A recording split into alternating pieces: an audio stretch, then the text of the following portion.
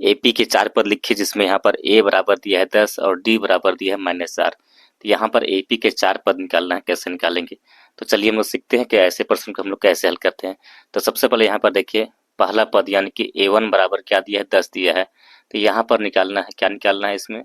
यहाँ पर दूसरा पद निकालना है। दूसरा पद को बोलते हैं ए2 कहते हैं।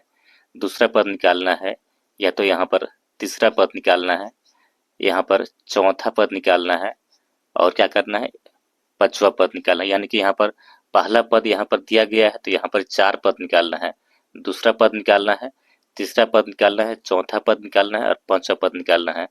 दूसरा पद को यहाँ संक्षेप में क्या बोलते हैं, ए2 कहते हैं।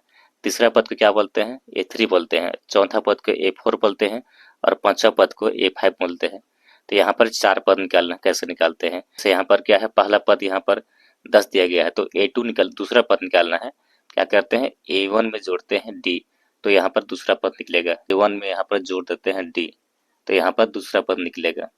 फिर अगर मान के चलते यहाँ पर ए3 निकालना होगा तो क्या करते हैं, यहाँ पर ए1 में जोड़ देते हैं 2d जोड़ देते हैं, तो यहाँ पर तीसरा पद निकलेगा। और चौथा पद निकालना होगा तो क्या करते हैं, यहाँ पर देखिए, यहाँ पर ए1 में जोड़ देते हैं 3d जोड़ देते हैं। फिर ए5 निकालते हैं, यहाँ पर क्या करते हैं, ए1 में जोड़ देते हैं 4d जोड़ेंगे तो पांचवा पद निकलेगा।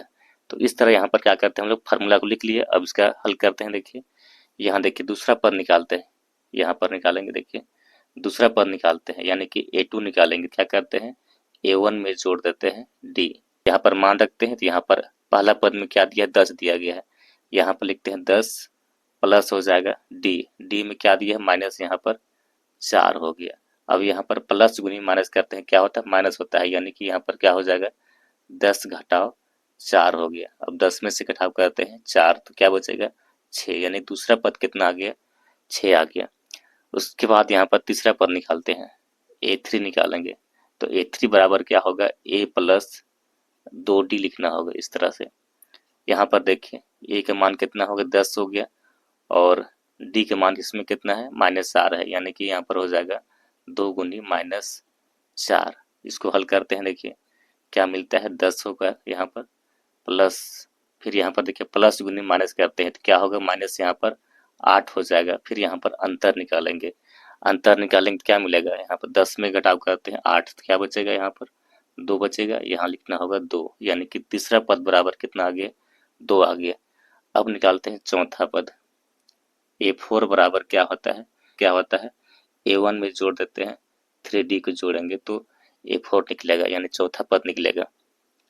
तो मान रखते हैं, देखिए ए के मान कितना 10 हो जाएगा। उसके बाद यहाँ पर 3 गुना डी, डी के मान कितना है, -4 है। अब इसको हल करते हैं, देखिए यहाँ पर हो जाएगा 10 हो गया, फिर यहाँ गुना करेंगे तो 4 दिए 12, इस तरह से। अब यहाँ पर अंतर निकालेंगे, 12 में से घटाव करते हैं 10 तो क्या बचेगा, माइनस यहाँ पर 2 बचेगा।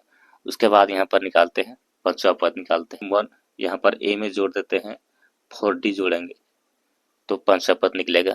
तो रखते हैं मान, देखिए तो ए के मान कितना 10 हो गया, उसके बाद प्लस 4 गुना माइनस कितना 4, इसको हल करते हैं। देखिए तो यहाँ पर हो जाएगा 10 हो जाएगा, यहाँ पर -16 हो जाएगा। फिर यहाँ पर अंतर निकालेंगे, अंतर निकालेंगे तो क्या मिलेगा, यहाँ पर 16 में से घटाव करते हैं 10 तो क्या बचेगा, माइनस यहाँ पर 6 बचेगा। यानी यहाँ पर एपी इस प्रकार बनेगा, यहाँ पर एपी इस तरह बनेगा। पहला पद में क्या दिया है, यहाँ पर 10 हो जाएगा, यहाँ पर लिखना होगा 10। दूसरा पद में क्या होगा, देखिए यहाँ पर दूसरा पद में यहाँ पर क्या है, 6 हो जाएगा। उसके बाद यहाँ देखिए तीसरा पद में क्या है, 2 है। उसके बाद चौथा पद बराबर कितना, माइनस यहाँ पर 2 हो जाएगा। उसके बाद यहाँ पर पांचवा पद बराबर कितना हो जाएगा, यहाँ पर माइनस कितना हो जाएगा, 6। तो इस तरह यहाँ पर एपी के 4 पद निकालते हैं। और यहाँ पर दिया है 4 और डी बराबर दिया है 6, तो एपी का 4 पद निकालना है, यानी कि यहाँ पर दूसरा पद निकालना है, तीसरा पद निकालना है, चौथा पांचवा पद निकालना है। तो कैसे निकालेंगे, यहाँ पर देखिए अंतिम पद में यहाँ पर डी जोड़ेंगे तो पद निकलता है। अगर मान चलो यहाँ पर क्या करते हैं, यहाँ ए2 निकालना होगा तो कैसे निकालेंगे, यहाँ ए2 बराबर क्या होता है, ए1 में जोड़ते हैं डी, तो यहाँ पर दूसरा पद निकलता है। तो चलिए इसमें मान रखते हैं और हल करते हैं। तो यहाँ देखिए ए1 बराबर क्या दिया है, यहाँ पर दिया है 4 दिया है, और डी बराबर दिया है 6। अगर इसे यहाँ पर जोड़ेंगे 4 में जोड़ दिए 6 तो क्या मिला 10, यानी कि दूसरा पद बराबर कितना आ गया 10 आ गया। अब निकालते हैं A3, तो A3 बराबर क्या होगा, अंतिम पद में यहाँ जोड़ेंगे D, यानी कि दूसरा पद में जोड़ेंगे अ, दूसरा पद में जोड़ेंगे D, तो यहाँ पर क्या निकलेगा, यहाँ तीसरा पद निकलेगा। तो यहाँ पर देखिए A2 यानी कि दूसरा पद बराबर क्या दिया है 10, तो 10 में यहाँ जोड़ेंगे 6 तो क्या हो जाएगा 16 हो जाएगा, यानी कि यहाँ पर तीसरा पद बराबर कितना निकल गया 16 निकल गया। अब निकालते हैं चौथा पद, तो चौथा पद बराबर क्या होगा, अंतिम पद यानी कि A3 में जोड़ना होगा D। तो यहाँ पर देखिए A3 बराबर क्या दिया 16 दिया है, यहाँ लिखना होगा 16 और D में क्या दिया है यहाँ पर 6। अब इसको जोड़ते हैं तो जोड़ेंगे क्या होगा 16 में जोड़ दिए 6 तो क्या मिला यहाँ पर 22 होगा, यानी कि चौथा पद बराबर कितना आ गया 22 आ गया। अब निकालते हैं यहाँ पर पांचवा पद A5, पांचवा पद, तो यहाँ पर क्या हो जाएगा A4 में यहाँ जोड़ेंगे D, तो A4 बराबर क्या दिया है इसमें 22 हो जाता है। A4 बराबर क्या दिया 22 हो गया और D के मान कितना 6। अब यहाँ पर इसको जोड़ते हैं तो 22 में यहाँ जोड़ दिए 6 तो क्या मिला यहाँ पर 28 हो गया। तो इस तरह यहाँ पर क्या करते हैं पद निकालते हैं, यानी यहाँ पर AP बराबर क्या मिलेगा, पहला पद बराबर कितना आ गया यहाँ पर 4 हो गया, दूसरा पद बराबर कितना 10 हो गया, तीसरा पद बराबर कितना 16 हो गया और चौथा पद बराबर कितना 22 हो गया और पांचवा पद बराबर कितना आ गया 28 हो गया।